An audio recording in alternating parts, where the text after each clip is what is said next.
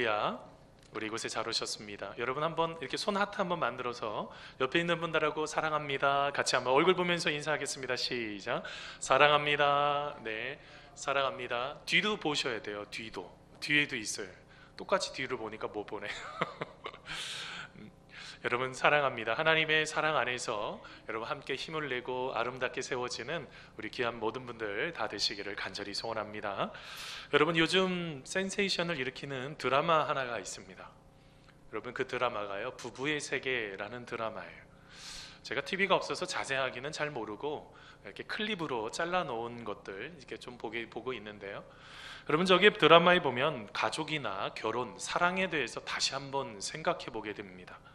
여러분 특별히 여러분 이 드라마는요 이렇게 시작해요. 완벽했다 하면서 모든 드라마가 시작이 되는 것입니다. 여러분 그 여자 주인공은 의사 선생님이시고요, 남편은 또 영화 제작을 하시는 분이고, 아들도 얼마나 화목한지 몰라요. 경제적으로 어려움도 없고요, 모든 것이 아주 완벽했습니다. 그런데 시간이 조금 흐르고 나서 자기가 완벽하게 속고 있다는 것을 압니다. 남편이 바람을 피우는 거예요. 외도를 하게 되는 거죠. 여러분 그때 여러분 친구들도 철저하게 이 여자 주인공을 속입니다. 이 세상에 외도를 피우고 있는 여성들과 친구들을 그룹 부부끼리 같이 놀러 가는데도 사진이 같이 찍혀져 있는 걸 나중에 여자 주인공이 찾게 되죠. 얼마나 배신감을 느꼈을까요? 그 모든 부분들을 건강하게 풀어내고 싶었었는데 여러분 그렇게 하지 못하는 문제가 생깁니다. 그럼 여러분이 행복한 가정을 이루고 있었던 이 주인공인 남편이 이 태호는요, 여러분 왜 바람을 피우게 되었을까요? 여러분 보통 심리학자들은 외부적인 요인에서 그 요인들을 찾았습니다.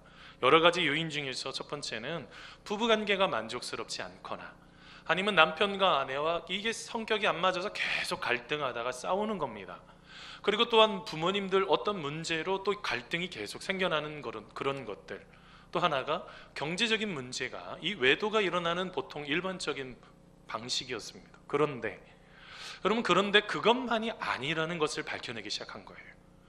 여러분 예를 들면 10년 넘게 연구한 에스터 페렐이라는 사람이 있습니다. 여러분 그분이 쓴 책 중에 우리가 사랑할 때 이야기하지 않는 것들이라는 책을 썼습니다. 저게 불륜의 심리학에 대한 이야기입니다. 저 책을 보면 우리가 왜 불륜이 일어나게 되는지, 왜 그런 외도가 일어나게 되는지에 대한 여러 가지 관점이 있어요. 무조건 나쁘다고 말하는 것도 아니고 그 안에 뭐 어떤 문제가 있다는 거예요. 상처가 있다, 트라우마, 어떤 문제를 해결하지 못하면 이런 심각한 문제들이 있는데, 그 책에 보면 이런 이야기가 있습니다. 사람들이 왜 행복한데 외도가 일어나냐는 거예요. 여러분 이상하죠? 가족이 행복하단 말입니다. 온 가족이 다 행복한데 왜 외도가 일어나냐? 그분이 이제 쭉 연구를 해보고 보니까 그 외도했던 내담자들을 상담을 하고 나서 결론으로 내린 게 뭐냐면, 그 외도했던 행복한 사람이 외도하는 이유가 자기 자신의 만족을 위해서 한다는 거예요. 상대방을 위한 게 아니라 내 자신의 만족을 위해서 외도를 하더라는 거예요. 그러다 보니 여러분 어떻게 합니까? 외도가 주변 사람들에게 어떤 영향을 끼칠 것인지에 대해서 깊이 생각을 하지 않습니다. 이런 주인공인 태호가 그러죠. 아니 나중에 이혼을 했는데도 지금 와서 얼마나 괴롭히고 있어요. 몰라요. 오늘 어떻게 흘러갔는지도 몰라요. TV를 요즘 없으니까. 근데 제가 마음속에 여러분 이런 생각이 있습니다. 그 외도를 통해서 느끼는 어떤 짜릿함이나 즐거움, 자기 자신만의 어떤 것은 결론적으로 뭐라고요? 자기 자신의 만족을 위해서 그런 행동을 하게 된다는 거예요. 뭐가 문제가 있는 거죠. 그래서 여러분 이 페렐이라는 여러분 이 저자는 지금도 계속 상담을 하고 계시는 분이, 그런 불륜하시는 근데 회복하고 싶은 분들 하는 이야기가 이런 이야기가 있습니다. 먼저 그 상대방을 너무 다그치지 말라는 것입니다. 남편이든 아내든 왜 그런 일이 생겼는지에 대해서 질문하지 말라. 그러면 이제 관계가 아예 끝나는 거고, 혹시 그런 일이 왜 생겼는지에 대해서 진실한 대화를 나눠야 된다는 것입니다. 혹시 아내가 자기 사랑하는 아내에게, 남편에게 사랑을 주었는지 다시 점검해 볼 필요가 있다는 거예요. 그러면서 여러 가지 그런 진실한 그 마음속에 어떤 활동이나 사랑을 통해서 다시 그 관계를 회복해야 되는데, 문제는 어찌됐든 그런 외도를 일으킨 그 사람이 그 상황에 대해서 호기심을 이제 억제할 필요가 있다는 것입니다. 더 이상 그 자리에 가면 안 돼요. 괜히 계속적으로 죄책감을 느끼잖아요. 이런 문제들. 제가 그래서 이런 이제 부부의 세계라는 이 드라마, 이게 클립으로 잘라놓은 것들을 보면서 그런 생각을 했습니다. 그러면 진정한 사랑이라는 게 도대체 뭐냐는 거예요. 여러분, 사람들은 이 낭만주의적인 사랑에 대해서 자꾸 생각을 합니다. 어떤 이상적인 사랑이 있어요. 굉장히 꿈꾸는 사랑이 있죠. 그런 꿈꾸는 사랑을 여러분, 그것을 통해서 부부관계를 어떻게 만들어갈 수가 있겠습니까? 여러분, 심리학자인 로버트 스턴버그가 있습니다. 사랑의 삼각형 모델을 만들었어요. 세 가지의 여러분 균형이 있어야 된다는 것입니다. 하나는요, 진정하는 사랑하는 사람들과 가까움과 연결을 누릴 수 있는 친밀감이 있으셔야 된다는 것입니다. 그런 얘기 하잖아요. 어떻게 사시냐고 그러면 정 때문에 산다고. 지금 얼마나 오랫동안 살았는지 하도 오래 살다 보니까 정 때문에. 이 친밀감이 있으셔야 된다는 거예요. 그리고 두 번째로 왼쪽으로 보면 정열이라고 표현하고 있는데, 이게 신체적으로 성적인 어떤 매력에 대한 그런 것에 대한 열정이 있으셔야 된다는 것입니다. 그 다음에 오른쪽으로 뭐 하나의 요소가 뭐가 있어요? 바로 이성이라는 것이죠. 특정한 사람을 사랑하겠다는 그런 이성적인 헌신, 다른 말로 표현하면 그 결심이 있어야 된다는 것입니다. 근데 이 세 가지가 균형을 이루어야 되는데 이 균형을 이루기가 참 쉽지가 않은 거예요. 그래도 어떻게 해야 된다고요? 여러분, 정이 있잖아요. 우리는 그 낭만적인 그 사랑 너무 생각하시면 안 돼요. 여러분, 이게 폐해가 얼마나 심각합니까? 그게 여러분, 그래서 제가 가끔씩 얘기하잖아요. 동창회 가지 말라고. 동창회 가시겠다가 굉장히 옛날에 뭐 별로 이렇게 생각했던 옆에 있는 어떤 친구가 막 굉장히 예뻐 보이고 멋져 보이고 막 이런다고요. 이게 위험한 거죠. 위험한 거. 낭만적인 사랑이 위험한 것입니다. 그러면 성경에서는 도대체 부부 관계에 대해서 뭐라고 얘기하느냐는 거예요. 여러분, 하나님께서 아담을 만드셨습니다. 아담을 만드시고 아담이 혼자 있는 것이 참 좋아 보이셨죠? 아니에요. 홀로 있는 것이 좋지 않게 여기셨습니다. 그래서 누구를 만드셨습니까? 돕는 배필인 하와를 만드셨습니다. 하와를 만들어서 선물로 주신 거예요. 실제로 아담은요, 모든 동물들이 다 자기의 부인이었다고요. 근데 마음이 맞지가 않고 어떤 유익도 얻을 수가 없는 거예요. 그래서 하나님께서 돕는 배필인 하와를 주셨는데요, 여러분, 돕는 배필, 여러분, 이게 에젤은 네게르라는 히브리어예요. 이게 어떤 뜻이 있는지 아십니까? 여러분, 이 돕는 배필, 에젤은 네게르가, 아니 여성이니까, 하와니까 여성이니까 여성형을 쓸 것 같은데 남성형을 쓰고 있습니다. 뭘 말하고 있는 것입니까? 남자와 여자가 동등하다는 거예요. 절대로 미개하게 열등하게 보시면 안 돼요. 그건 성경적인 방식이 아닙니다. 여러분이 에젤은 네게르라는 뜻은, 여러분, 원래적인 의미는 이런 의미가 있습니다. 전쟁이 납니다. 근데 한쪽이 거의 패배할 것 같아요. 근데 여러분, 이곳에 응원군이 도착하기 시작하는 거예요. 이게 바로 에젤은 네게르예요. 옆에서 응원해주고 돕는, 옆에서 잘할 수 있도록 세워주는 그 역할이 바로 돕는 배필입니다. 그런데 또 하나의 의미가 있어요. 그게 뭐냐면 바로 돕는 반대자라는 뜻도 있어요. 여러분, 예를 들어보겠습니다. 남편이 불의한 일을 행하고 원치 않는 죄악들을 계속 저지르고 있는 모습을 알았어요. 그럼 뭐라고 말해야 되는 것입니까? 아니요 라고 말하는 게 돕는 것입니다. 그거를 방관하고 내버려두면서 예 하면서 내버려두는 거는, 그건 돕는 배필이 아닌 것이죠. 잘못 그릇된 부부가 되는 것입니다. 근데 여러분, 우리의 신앙생활 속에서도 이런 일들이 일어나더라는 거예요. 여러분, 우리는 하나님과 부부관계처럼 아주 친밀하고 아주 행복하고 우리가 하나님을 통해서 우리의 가치를 발견하는, 여러분, 그 모든 것이 하나님과 우리 사이의 관계였습니다. 근데 어떤 일이 문제가 생겨버렸어요? 자기 자신만의 유익을 쫓다가 정작 하나님과의 관계가 완전히 멀어져 버리고, 정작 교회는 왔다 갔다 하지만 하나님과 전혀 상관없는 삶을 살아가는 그런 인생이 되더라는 것입니다. 뭐가 문제가 생겼죠? 왜 그랬을까요? 왜 하나님과 우리의 관계가 일상을 뒤집어 엎을 만큼 그런 놀라운 능력이 나타나지 못할까요? 여러 가지 이유가 있지만 그 중에서 가장 중요한 요인 중에 하나는 우리의 이전의 상태가 어떠했는지를 모른다는 거예요. 여러분들 혹시 어린 시절 기억나십니까? 여기 계시는 우리 성도님들 어린 시절에 잘 매일처럼 고기 드시고 맛있는 거 먹고 예쁜 옷도 입고 사셨죠? 몇 명이나 돼요? 0. 몇 %도 안 된 시대였는데. 근데 여러분, 지금 우리는 많은 것을 누리면서도 감사하지 못해. 뭐가 문제가 있다는 거예요. 어떤 문제예요? 이전에 있었던 우리의 상태를 자꾸 놓쳐버리는, 그러면 오늘 말씀 속에 우리가 예수님을 믿기 전의 상태가 어떠한지를 같이 한번 보겠습니다. 오늘 말씀 에베소서 2장 1절 말씀입니다. 세 번역으로 제가 읽어드리겠습니다. 여러분도 전에는 허물과 죄로 죽었던 사람들입니다 라고 말합니다. 여러분, 우리는 어떤 사람들이라고요? 우리는 말이나 행동이나 생각으로 옮기는 허물들이 있습니다. 허물들이 있고 또 뭐가 있어요? 근본적으로 죄인으로 태어난 거예요. 우리 모두는 다 죄인입니다. 우리 모두는 다 죄인 있고요, 깨끗해 보일 뿐이죠. 내가 저 사람 상대적으로 좋아 보일 뿐이죠. 하나님의 말씀 앞에 서서는 우리 모두가 다 허물과 죄가 있는 사람이라는 거예요. 근데 왜 그럴까요? 이유가 있겠죠. 오늘 말씀 에베소서 2장 2절 말씀입니다. 여러분, 세 번역으로 같이 한번 읽어보겠습니다. 그때 같이 읽습니다. 시작. 그때 여러분은 허물과 죄 가운데서 이 세상의 풍조를 따라 살고 공중의 권세 잡은 통치자, 곧 지금 불순종의 자식들 가운데서 작용하는 영을 따라 살았습니다 라고 말합니다. 여러분들은 우리의 인생을 살아갈 때 가치관과 세계관, 각자의 기준이 있습니다. 내가 가지고 있는 그 기준을 가지고 살아가죠. 근데 질문하려고 합니다. 그 기준은 어디서 난 것입니까? 왜 그 기준을 가지고 계십니까? 그게 하나님으로부터 온 것입니까? 아니면 다른 작용을 통해서 하는 영을 통해서 온 것입니까? 오늘 말씀은 뭐에 대해서 말하고 있습니까?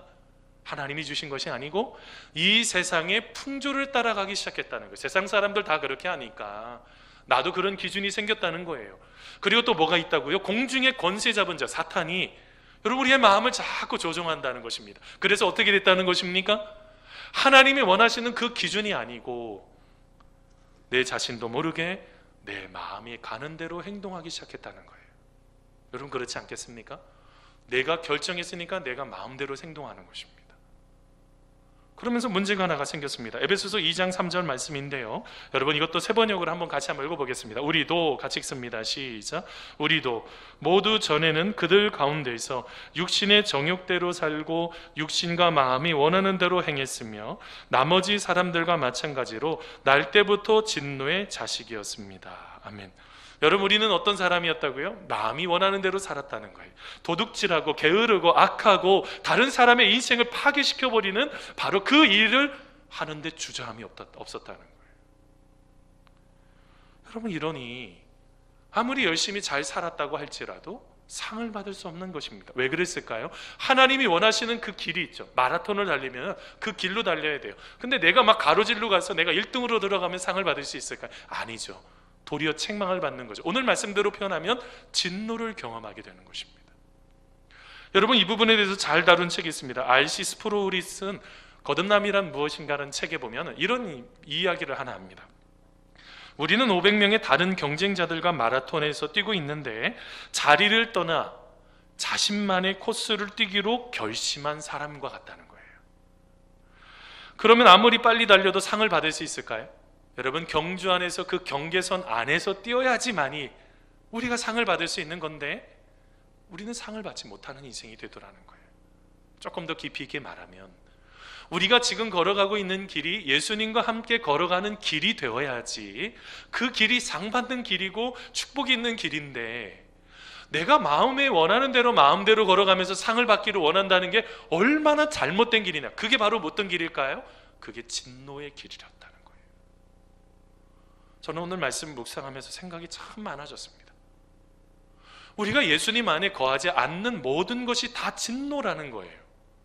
여러분, 이 부분에 대해서 예수님께서 여러분 요한복음 3장 36절에 이렇게 말했습니다. 아들을 믿는 자에게는 영생이 있고 아들에게 순종하지 아니하는 자는 영생을 보지 못하고 도리어 하나님의 진노가 그 위에 머물러 있느니라 라고 말씀하고, 하나님의 진노가 벌써 그 머릿속에 있다는 거예요. 그 머리 위에요. 뭐 때문에요? 우리가 진짜로 예수님께서 원하시는 그 길대로 살아가지 않기 때문에 우리는 바로 이런 상황이 우리가 예수님을 믿기 전의 상태였다는 거예요. 여러분, 알고 계십니까? 내 힘으로 진노의 자녀라는 것에서 벗어날 수 있을까요? 스스로 세상의 어떤 풍조를 따라 흐름이 있는데 그것을 내 스스로 벗어날 수 있을까요? 내 힘으로 안 되죠. 그래서 뭐라고 그래요? 인간의 전적인 무능력입니다. 근데 여러분 알고 계십니까? 내가 전적으로 무능력하다는 것을 잘 알 때, 내가 죄인이었다는 것을 잘 알 때 하나님의 은혜가 있는 것입니다. 내가 얼마나 부족하고 내가 얼마나 연약한지를 잘 모르면 하나님의 은혜가 강권적으로 임해도 이거를 은혜인 줄을 모르는 거예요. 사랑하는 성도 여러분, 우리가 하나님의 진노 속에 여러분 거해서 죽을 수밖에 없었던 인생인 것을 알고 계십니까? 그런데도 우리는 이렇게 말합니다. 많은 사람들은요, 세상에 태어날 때 죄가 없다고 생각을 해요. 목사님, 저는요 어느 누구도 사람들을 해하지 않았어요. 목사님, 저는요 나쁜 짓을 한 적이 없어요 라고 말할 수 있는 분이 계십니까? 우리는 그 부분에 대해서 자신 있게 말할 수 있는 사람이 없어요. 여러분은 왜 그럴까요? 인간은 태어나서 숨겨져 있는 죄가 있을 뿐이지, 아직 드러나지 않았을 뿐이지, 우리의 삶 속에 모든 사람들이 다 죄인이라는 것입니다.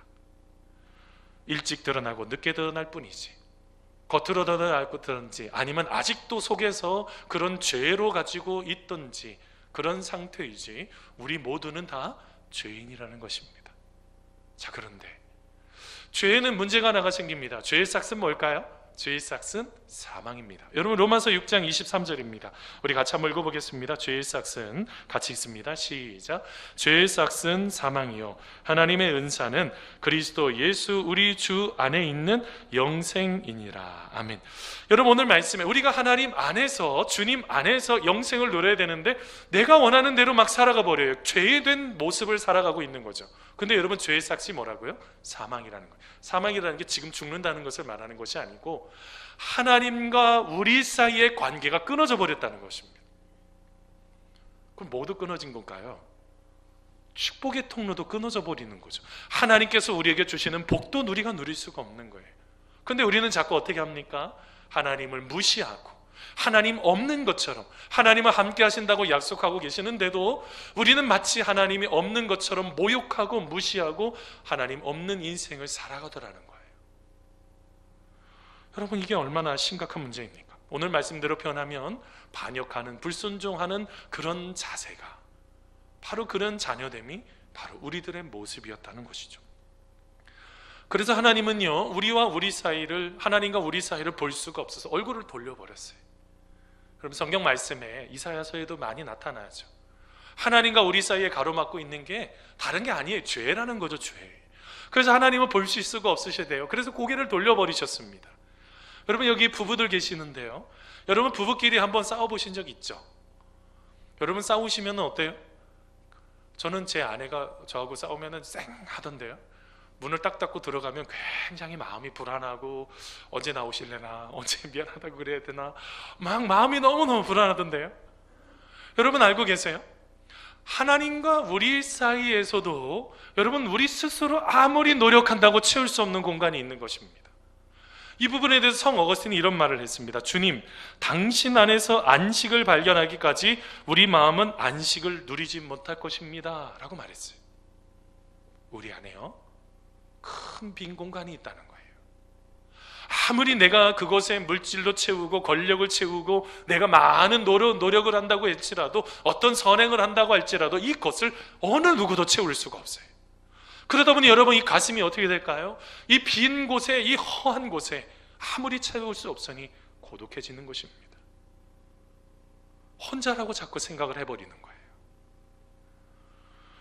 그래서 여러분 어떻게 해야 되는 것입니까? 우리가 이 공백을 하나님 앞에 드리고 하나님께서 이 모든 것들을 다시 채우시는 그런 은혜를 경험해야 된다는 거예요. 오늘 말씀대로 표현하면 불순종의 아들들 가운데 역사하는 그 영의 자리에서 떠나셔야 돼요.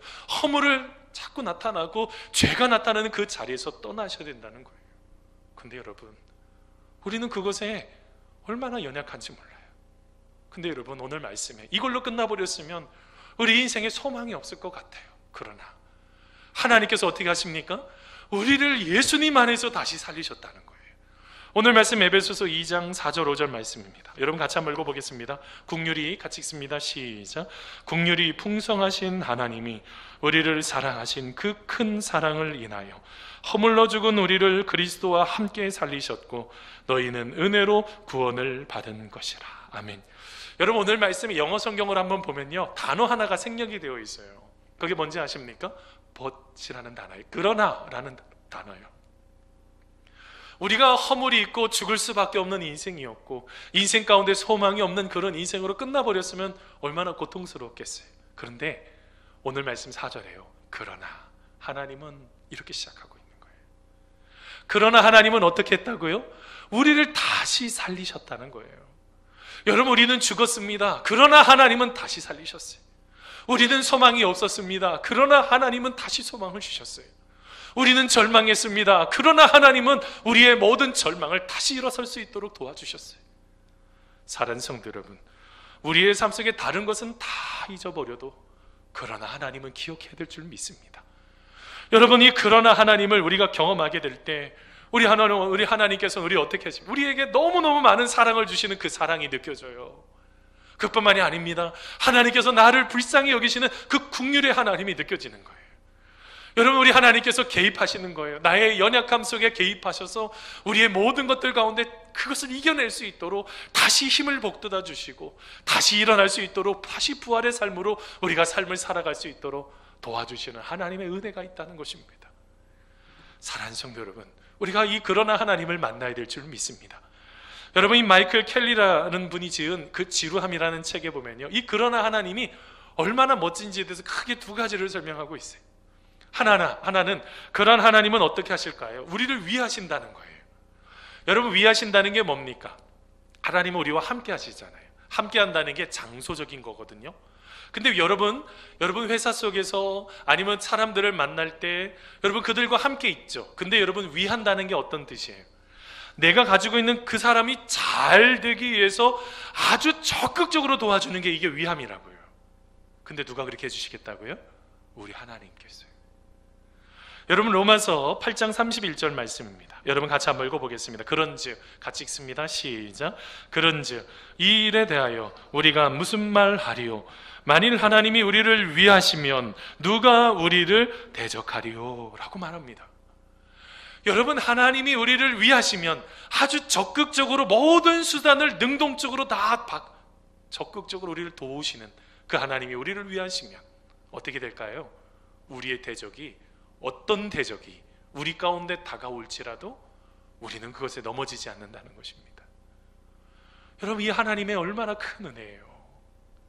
우리를 붙잡아 주시는데요, 하나님께서 한번 위하시기 시작을 하시면요, 그렇게 연약하고 부족해도 하나님 우리를 절대로 버리지 않으시고 함께 하시는 그 하나님의 은혜가 얼마나 큰지 모릅니다. 여러분 그 부분에 대해서요, 여러분 그 로마서 8장 35절에 이런 엄청난 고통이 다가와도 우리를 하나님께서 위하신다고 그래요. 여러분 로마서 8장 35절입니다. 여러분 제가 읽어드리겠습니다. 누가 우리를 그리스도의 사랑에서 끊으리요? 환난이나 곤고나 박해나 기근이나 적신이나 위험이나 칼이랴 라고 말하고 있습니다.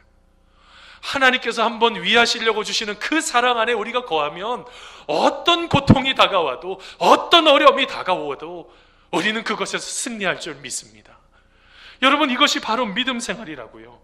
하나님은 그 모든 상황을 넘어서서 우리가 일어날 수 있도록 다시 도와주시는 하나님의 놀라우신 은혜가 있다는 것입니다. 또 하나가 있어요. 하나님은 우리를 위하실 뿐만 아니라요, 두 번째는 한번 따라서 해보세요. 하나님은 일하시는데 우리의 모든 것에서 일하십니다.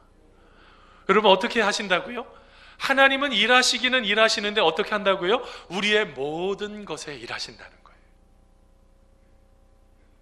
여러분이 밥 먹기 위해서 기도하는 그 순간에도요, 직장 생활하면서 가는 그 순간에도요, 직장 생활에서 일하고 있는 그 순간에도요, 다른 사람을 만나는 그 순간에도요, 어떨 때는 자녀가 마음이 들지 않아서 자녀들에게 혼을 내는 그 순간에도요, 우리가 말로 다 표현할 수 없는 여러 가지 모든 순간에도, 그리고 전 세계적으로 일어나는 그 모든 순간, 그것을 통해서 하나님은 지금 이 순간에도 일하고 계신다는 것입니다. 여러분 그래서 우리는 어떻게 해야 돼요? 우리는 하나님을 사랑해야 된다고요. 그래서 여러분 로마서 여러분 8장 28절에 우리가 알거니와 하나님을 사랑하는 자 곧 그의 뜻대로 부르심을 입은 자들에게는 뭐 하신대요? 모든 것이 합력하여 선을 이룬다라고 말씀하고 있습니다. 뭘 말하고 있습니까? 하나님은요 정말 놀랍고 섬세하시다는 거예요. 여러분 알고 계세요? 지금도 여러분 일하고 계심을 여러분 믿으십니까? 하나님은 모든 것 속에서 섭리하고 계신다고요. 여러분, 제가 얼마 전에 사무엘상 말씀 다시 한번 읽다가 여러분, 사무엘상 9장 말씀에 아주 큰 은혜를 받았습니다. 여러분, 사무엘상 9장에 보면요, 사울이 있죠. 여러분, 사울이 그만 암나기를 잃어버렸어요. 그 집안이. 했더니 아버지가 사울을 통해서 사환을 한 명 데리고 가서 암나기를 찾아오라고 그랬습니다. 하루가 걸리고 이틀이 걸리고 사흘째까지 아무리 돌아다녀도 사방팔방 다 돌아다녀도 이 암나기가 없네요. 그때 돌아가고 싶어 했습니다. 근데 사환이 이렇게 말합니다.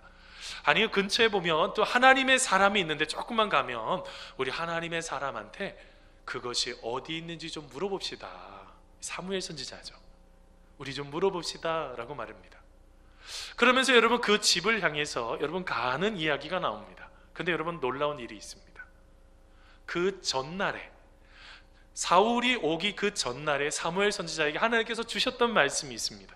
내일 이맘때쯤에 한 사람이 올 거다. 한번 여러분 같이 한번 읽어보겠습니다. 시작.